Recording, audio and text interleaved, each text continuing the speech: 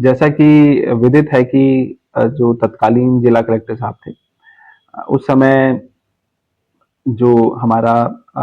Trust है उसके संबंध में फाइनेंशियल इरेगुलरिटीज, वित्तीय अनियमितताएं जिसको कहते हैं, के बारे में कई शिकायतें मिल रही थी और उन्होंने एक कमेटी का गठन किया था और उस कमेटी के अंदर कई अलग अलग फील्ड से सदस्य लिए थे, जिसमें एसडीएम साहब तो अध्यक्ष थे, लेकिन पुलिस से, अकाउंट से और अलग अलग डाइवर्स ऑर्गेनाइजेशन से सदस्य लेकर के कमेटी का गठन किया था, जिसमें कि जो ट्रस्ट द्वारा मैनेज किया जा रहा है मंदिर, तो उसमें क्या फाइनेंस के बेस्ट प्रैक्टिसेस, अकाउंटिंग के प्रैक्टिसेस फॉलो कर रहे हैं या नहीं कर रहे हैं, इसके संबंध में कमेटी थी। उसके बाद ये प्रकरण माननीय उच्च न्यायालय में भी गया, जिसमें माननीय उच्च न्यायालय द्वारा ये निर्देश दिए गए कि कमेटी अपना रिपोर्ट जांच करने के लिए तो स्वतंत्र है, किंतु यदि किसी प्रकार कोई एक्शन उस रिपोर्ट के आधार पे जो है कि नहीं ले सकती डिस्ट्रिक्ट मजिस्ट्रेट। तो कमेटी ने अपनी जांच, क्योंकि कोर्ट के उसमें डायरेक्शन से, तो कमेटी ने अपनी जांच चालू रखी और जांच की रिपोर्ट आज से कुछ दिन पूर्व सबमिट कमेटी ने करी और उसके अंदर कई, आप बात करें तो मैं कहूँगा कि वित्तीय अनियमितताएं पाई गई थी, जो कि क्योंकि रिपोर्ट अब सार्वजनिक भी है, लोगों के पास भी है, वो उसके अंदर डिटेल में दे रखा है। अब इस रिपोर्ट को जो है कि जो फाइंडिंग्स है उसको ऑनरेबल कोर्ट के समक्ष भी रखा जाएगा और गवर्नमेंट को भी इसकी एक कॉपी प्रशासन द्वारा, क्योंकि कोऑपरेटिव डिपार्टमेंट भी उस केस के अंदर पार्ट था, उनको भी इसकी एक कॉपी भेज दी गई है। और जैसा कि मैंने पूर्व में भी कहा था कि लॉ, विद इन लॉ के बाउंड के अंदर जो भी इसके अंदर कार्रवाई बनती होगी वो हम टेक्स्ट एक्शन में करेंगे।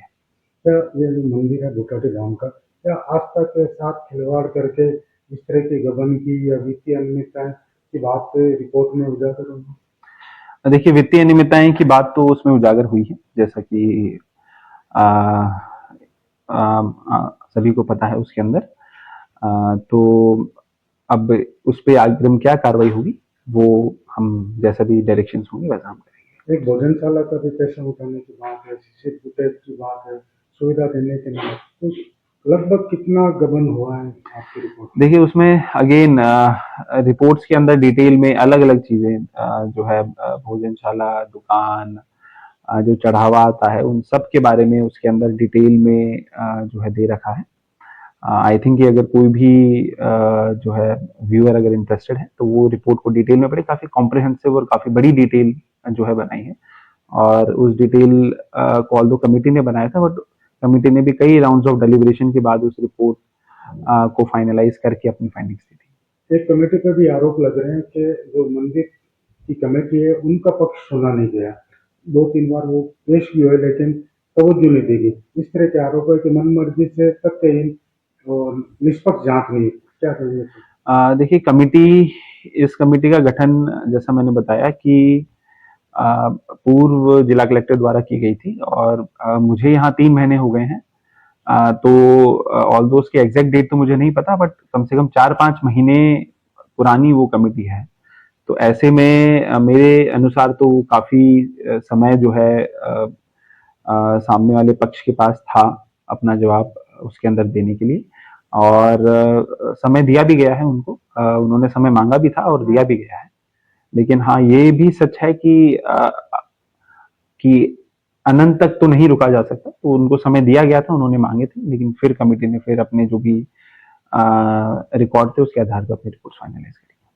अब रिपोर्ट सार्वजनिक होगी, अब जिला प्रशासन का अगला कदम क्या होगा? एफआईआर होगी या कोर्ट के अंदर, जिस तरह आप जिक्र करना चाहते हैं? बिल्कुल, जैसा मैंने बताया कि सर्वप्रथम तो हम माननीय न्यायालय के समक्ष वो रिपोर्ट प्रस्तुत करेंगे, क्योंकि मैटर सब जुडिस है, तो अभी मैं इसमें और